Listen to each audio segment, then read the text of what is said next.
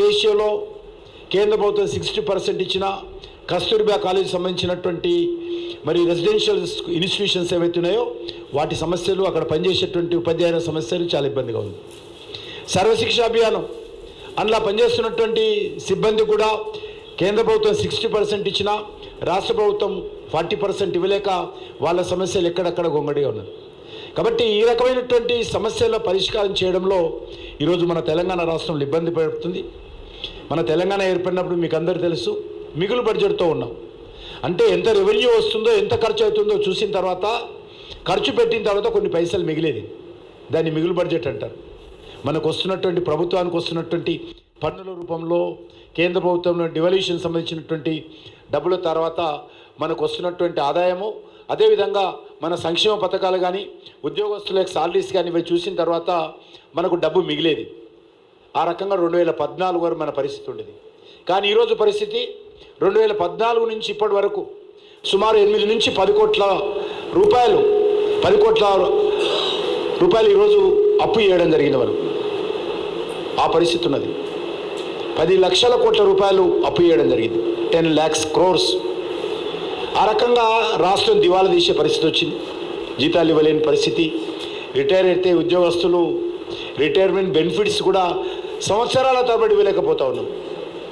Retire అయినప్పుడు ఖచ్చితంగా ప్రధానమంత్రి గారు చెప్పారు, రిటైర్ అయినటువంటి చివరి రోజు వాళ్ళకి రావాల్సినటువంటి అన్ని రకాల కాగితాలు, వాళ్ళకి రావాల్సినటువంటి అన్ని రకాల చెక్స్ ఉద్యోగస్తులకు ఇవ్వాల్సినటువంటి బాధ్యత మన మీద ఉన్నదని చెప్పాడు.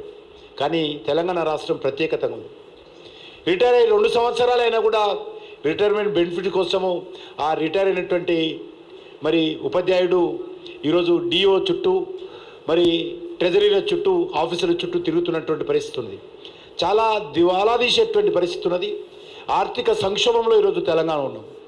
నూతన విద్యా విధానం వచ్చింది, తెలంగాణలో ఇంప్లిమెంట్ కాదు. 33 సంవత్సరాల తర్వాత మరి ఎంతో కష్టపడి కస్తూరి రంగన్ లాంటి ప్రముఖ మరి విద్యావేత్త నేతృత్వంలో, ప్రముఖ వ్యక్తి నేతృత్వంలో ఈ యొక్క కమిటీ ఏర్పాటు చేసి సుమారు లక్షలాది మంది యొక్క అభిప్రాయ సేకరణ చేసి అందరికీ ఆమోదయోగ్యమైనటువంటి, మనమందరూ కూడా ఆ రోజు నూతన విద్యా విధానం వస్తుందంటే మొత్తం విద్యలో చేస్తరిల్లు, వీలేదో రకంగా ఉంటుంది, అనేక రకాలుగా బెదిరించారు. కానీ విద్యా విధానం వచ్చిన తర్వాత ఈ దేశంలో ఉన్నటువంటి అన్ని వర్గాలు సిద్ధాంతాలను పక్కన పెట్టి, కులాలు మతాలు పక్కన పెట్టి, ప్రాంతాలు భాషలు పక్కన పెట్టి అన్ని వర్గాలు కూడా ఆమోదించి హర్షం వ్యక్తం చేసినటువంటి అద్భుతమైనటువంటి నూతన విద్యా విధానం మనం ప్రవేశపెట్టడం జరిగింది.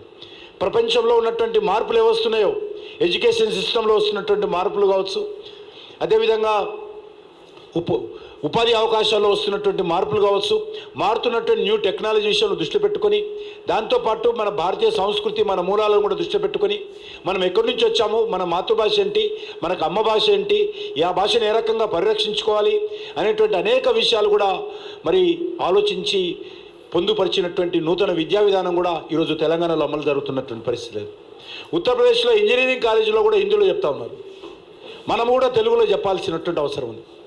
ఇంగ్లీష్ని వ్యతిరేకం కాదు, ఇంగ్లీష్ నేర్చుకోండి, ఇంగ్లీష్లో చదువుకోండి, దానితో పాటు తెలుగు కూడా ఉండాల్సినటువంటి అవసరం ఉంది. కానీ ఈరోజు నూతన విద్యా విధానంలో అనేక రకాలుగా మార్పులు ఉన్నాయి, దాన్ని మన తెలంగాణలో అభివృద్ధి చేయడం లేదు. కాబట్టి ఈ నేపథ్యంలో ఈ ఎన్నికలు జరుగుతూ ఉన్నాయి. నేను మరీ ఎక్కువ విషయాలు మీతో మాట్లాడకుండా ఈరోజు మరి మన తరఫున సర్వోత్తమ రెడ్డి గారు సర్వ ఉత్తమ ఉపాధ్యాయుడైన ఆజాత శత్రువు, మంచి మనిషి, మంచి మనసున్నటువంటి మనిషి, ఎలాంటి కల్మషం లేనటువంటి వ్యక్తి, ప్రజాసేవ కోసం గత అనేక సంవత్సరాలుగా ఉపాధ్యాయుల సంఘాలలో కీలక పాత్ర పోషిస్తూ అనేక సంవత్సరాల పాటు ఉపాధ్యాయ సంఘాల్లో పనిచేసినటువంటి వ్యక్తి ఈరోజు మనందరి తరఫున మీ అందరి ఆశీస్సుల కోసం వచ్చాడు. కాబట్టి సర్వ ఉత్తమ ఉపాధ్యాయుడైనటువంటి సర్వోత్తమ రెడ్డిని మీరందరూ కూడా ఆశీర్వదించి, మీకు తెలిసినటువంటి ఎవరైతే ఓటర్స్గా ఎన్రోల్మెంట్ అయ్యారో, ఈ యొక్క ఉపాధ్యాయ నియోజకవర్గానికి సంబంధించినటువంటి ఓటర్గా ఎన్రోల్మెంట్ ఎవరెవరు అయ్యారో వాళ్ళందరినీ కొద్దిగా గుర్తించి ఓటర్ లిస్టు చూసి, మీకు తెలిసినటువంటి వాళ్ళకు ఫోన్లు చేసి వ్యక్తిగతంగా కలిసి అందరూ కూడా మన సర్వోత్తమ రెడ్డి గారి మరి గుర్తు మీద, అంటే గుర్తు అంటే ఆయన పేరు పక్కన రాయాలి ఒకటని, అంతే. ఒకటని గీత రాయాలి, ఏం రాయద్దు, వన్ రాయద్దు, ONE కూడా రాయద్దు. ఒకటి గీత రాసి ఆయనను భారీ మెజార్టీతో మీరు గెలిపించినట్లయితే తప్పకుండా ఈరోజు 3 అసెంబ్లీ స్థానాలు ఉన్నాయి, 3 లెజిస్లేటివ్ కౌన్సిల్ స్థానాలు ఉన్నాయి. ఈ 3 స్థానాలకు భారతీయ జనతా పార్టీ పోటీ చేస్తుంది. ఏ రాజకీయ పార్టీ కూడా ఉపాధ్యాయులకు సంబంధించినటువంటి కాన్స్టిట్యున్సీలో పోటీ చేయడం లేదు. ఎందుకంటే వాళ్ళకు ఉపాధ్యాయుల సమస్యలు పట్టింపు లేదు, ఉపాధ్యాయులంటే లెక్క లేదు, ఉపాధ్యాయులంటే గౌరవం లేదు, ఉపాధ్యాయుల సమస్యలు పరిష్కరించాలని చిత్తశుద్ధి లేదు. కాబట్టి ఏ రాజకీయ పార్టీ కూడా పోటీ చేయడం లేదు. ఒక్క భారతీయ జనతా పార్టీ మాత్రమే ఉపాధ్యాయుల సమస్యల మీద పోరాటం చేయాలి, వాళ్ళ హక్కులు పరిరక్షించాలి, వాళ్ళకు అండగా నిలబడాలి, వాళ్ళకు సంబంధించిన సమస్యల పరిష్కారం కోసం పోరాటం చేయాలి అనేటువంటి ఒక చిత్తశుద్ధితో బీజేపీ మాత్రమే 2 స్థానాలు ఉంటే ఈ 2 స్థానాలకు ఈరోజు మేము పోటీ చేస్తున్నాం బీజేపీ నుంచి, టీచర్స్ కాన్స్టిట్యున్సీ. అధికారంలో ఉన్నటువంటి పార్టీ, ప్రతిపక్షంలో ఉన్నటువంటి పార్టీ, ఏ పార్టీ కూడా పోటీ చేయడం లేదు.